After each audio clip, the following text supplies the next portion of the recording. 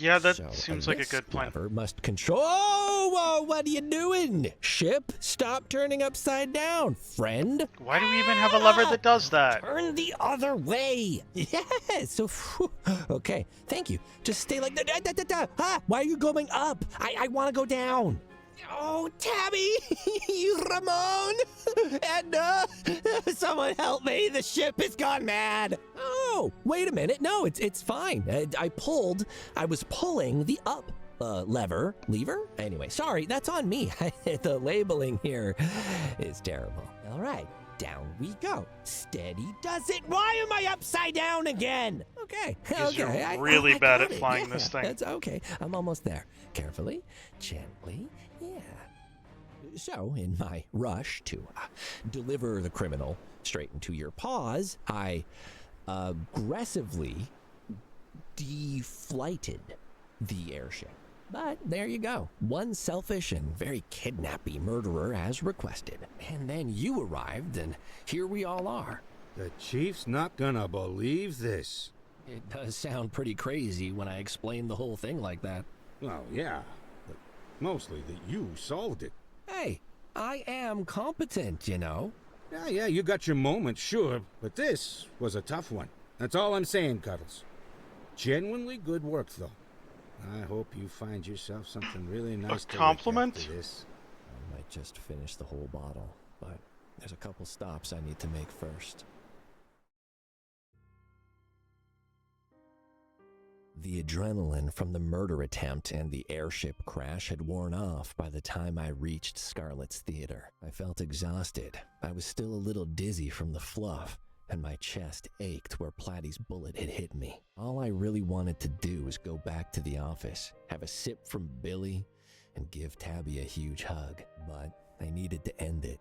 Edgar's death had been a cut deep into an already wounded family, and the bleeding had to be stopped before it drowned this whole city. Scarlett looked like I felt, as if a ghost had stepped inside one of the many costumes around us, giving it life but lacking substance. Yet as she watched me approach, an invisible weight seemed to lift from her shoulders. You solved it, Chaton. I see it in your eyes. It was an accident. One of Bartholomew's people had ambitions. She was the one making and supplying fluff, with some help from a rich backer. Edgar surprised her in Bartholomew's office, digging for dirt on him. She panicked. She hit him, and her eyes closed and she took a deep breath in. It was not Bartholomew. No. So you can call back your assassins or poisonous frogs or whatever. Nobody else has to die. But I want the poisonous Her frogs. breath escaped in an explosive rush, and her shoulders sagged. She suddenly seemed far older. Thank you, Chaton. I turned to leave, but paused. You know, you've been very insistent that Nip isn't that bad, and that you're not to blame for any of this. And I'll give you credit for this. You were smart enough to recognize that Edgar had a better plan than either of his parents had had in 30 years. Oh, Chaton. No, I brought your son's killer to justice. The least you can do is be quiet and listen. The market for fluff, the whole reason Platty and Beatrice were able to operate their scheme in the first place is because of you. You and Bartholomew, your ambitions to outdo one another have been blinding you to the consequences of your actions for so long. It is not ambition to want to be a good mother. You cannot begin to imagine what it has cost me every day to ensure he could live a good life. I don't have to imagine anything. I can walk out of here and see the city you two have twisted into your own image. The cats you've hurt. Edgar saw it, and he had a plan to fix, to at least try. That's more than either you or Bartholomew ever considered, apparently. But we'll never know if it would have worked, because in the end, he became just another victim. He only cared this time because he was your son. She was crying by then, her expression twisted and furious. How dare you! I dare, because this is not your city. It belongs to all the cats who live here, not just the powerful ones. And maybe if I hammer that point home enough, I can crack open that stone wall around your heart and give us all hope for the future. Think about your son. Think about him constantly until the loss burns inside you like a sun, and then think about doing his memory justice. Her look broke, and I saw I'd finally reached the young cat who'd walked down the red carpet all those years ago. I don't know if I... Edgar didn't know either. He only believed it could be done. Do you? The tears coursed down a face full of fear, uncertainty, and pain. I turned and left, my footsteps the only sound in the deserted theater. I had one more stop.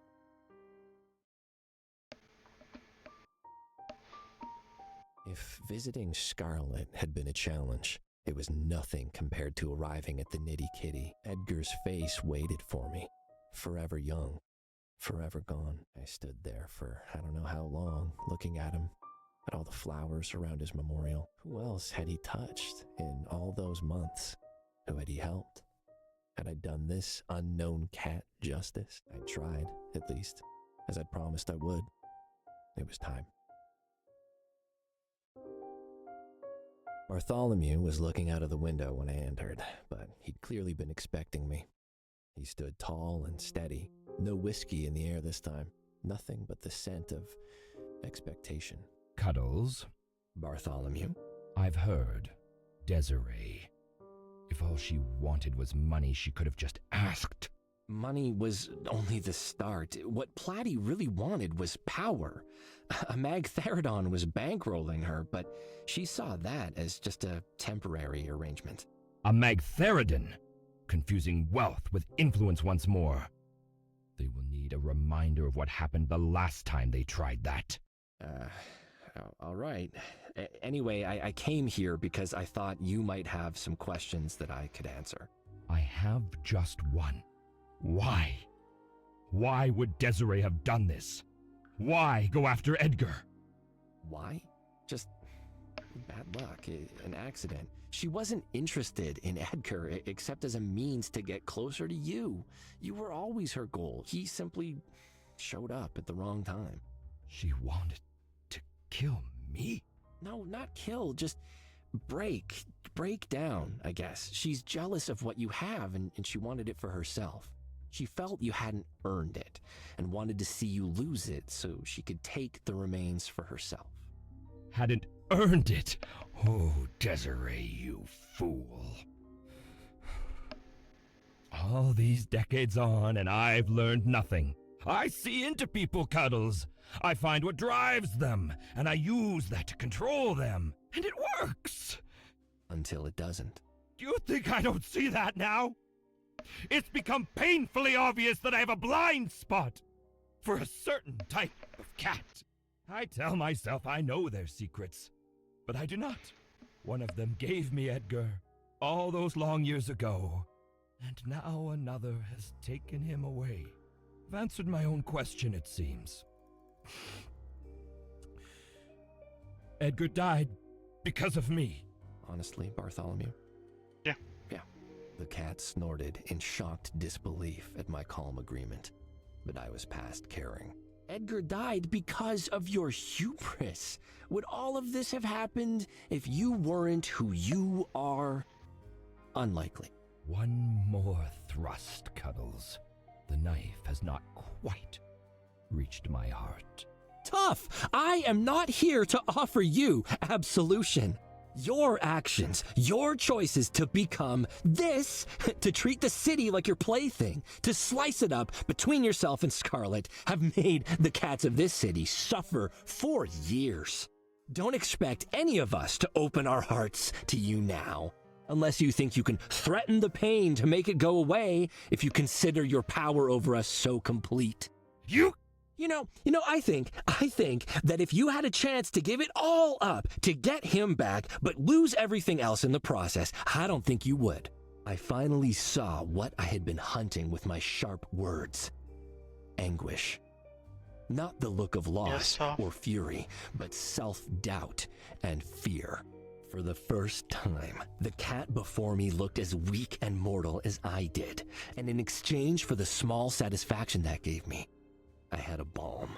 I was wrong about one thing when we last spoke. The note I found near Edgar, a gentle cat in the desert. It wasn't your fault. Well, it was, but that wasn't why he hid it before he confronted Platy. It was a password. He was gonna deliver it to the Catulets to help them bring down the Fluff Ring to win their support. Support? From the Catulets? I don't.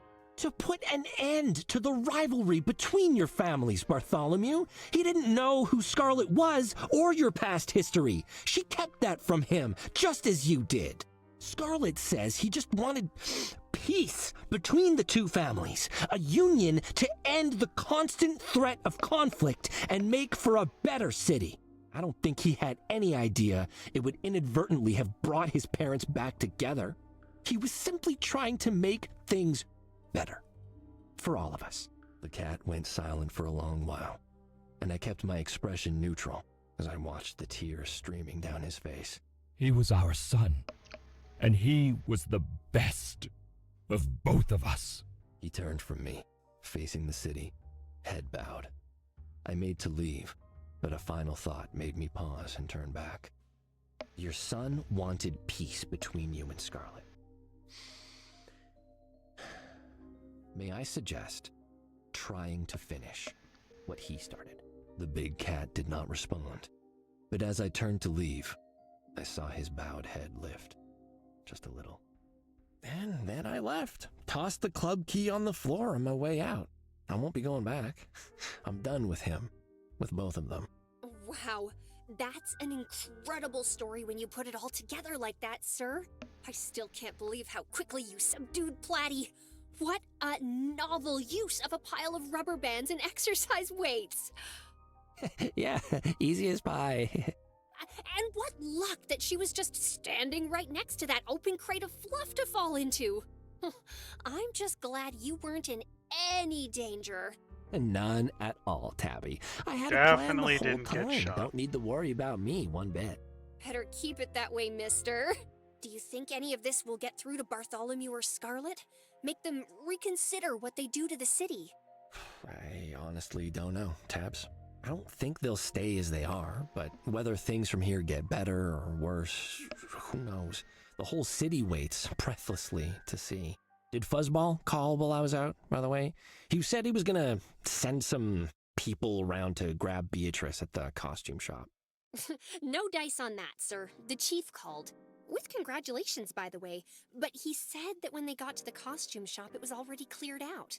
The only thing left was mannequins posed in, rude positions. Beatrice was apparently competent enough to know when the jig was up. Probably skipped town the moment she got wind of Platy's arrest. With her resources, she could be anywhere by now. Whiskers. At least we've stopped the supply of fluff, but it feels like we've missed the bigger fish. We didn't just stop Fluff, sir. We caught a murderer. You did good. Don't beat yourself up. Yeah, for sure. I just mean, Tabby, is there something wrong with me? Wrong with you? Oh, sir, of course not. Why are you saying that? No reason, really. Just something someone said. I guess I do feel, I mean, I just worry that I don't see the city like everyone else. Like, when I go out there, I see a different world. I feel like maybe I don't see the grime and the mess and the worst in people. I mean, like, I see it, but I also don't, if that makes sense. Is that so bad? Maybe if I'd been more focused and less helpful, I could have caught Platy sooner. Maybe then they would have caught Beatrice. I don't know.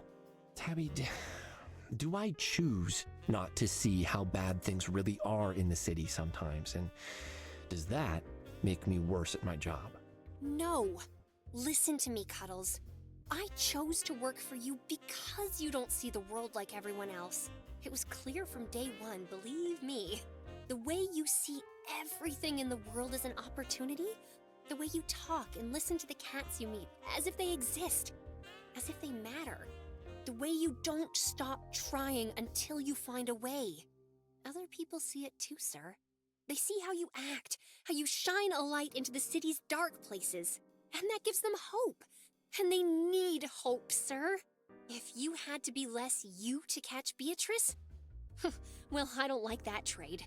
Because you, as you are what the city needs more of. More cats taking on the criminals. More cats helping the little guy. More cats getting excited about the little things that happen every day. More cuddles. Tabs, Yeah, we all need more cuddles. Hmm. You're gonna make me tear up. Thank you. That's actually made me feel better. Kinda feel like you know me better than I know myself sometimes. Anytime, sir. But with all that said, you do have some faults. One in particular comes to mind. Okay, Cuddles, I'll need a truthful answer to this question. Did you lick the mustard off my sandwich one day? Important question. You said as much on Ramon, Cuddles. I heard it very clearly. Ramon, you betrayer! I mean, I was terrified. Yeah, there was a thing. I didn't know what I was saying. Fluff madness. Oh, my head. Come on, Tabs. Do you really think I'm capable of that? I respect your sandwiches too much. Cuddles, you are absolutely capable of licking anything in the entire world. So I need to know if I ate a sandwich that you had previously licked. Yeah, but, like, do you really need to know, though? In the grand scheme of things, tongues appear, things get licked, sandwiches get eaten, Firth rolls on. What even is licking, if you really think about it, Tabs? Whoop, telephone call, gotta get not this, that Tabs. Sorry, important. could be another case, hey! I am not done with you, mister. Okay, bye. Nutter Butter Investigations. We don't lick sandwiches. How can I help you? Hi there. I'm looking for a short cat who can't keep his tongue in his mouth. Trick! Oh, so good to hear from you. Tabby, it's Trick. Hi, Trick. How's things in Pashan? Well, that's why I'm calling, bro. I think I need your help. Something is happening here, something big, and I need help investigating it, because I don't think the honey's going to be enough this time. The honey's not gonna be enough this time.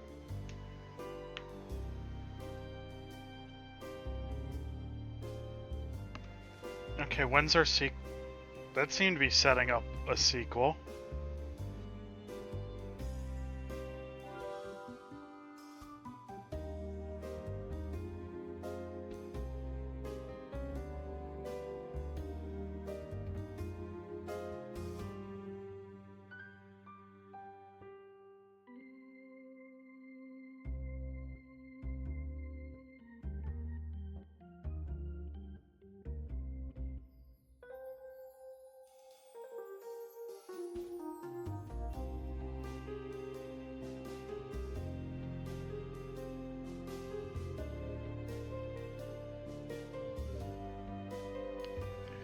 Hey, Muffalt. Thank you. Good time to wrap that one up too, cause it is time for me to go figure out food. Paintings yet. And thank you everyone for hanging out.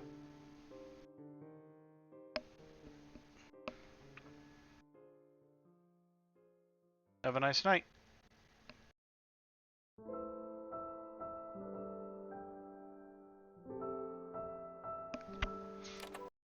Ramon, it was the biggest scene I've ever seen in my life!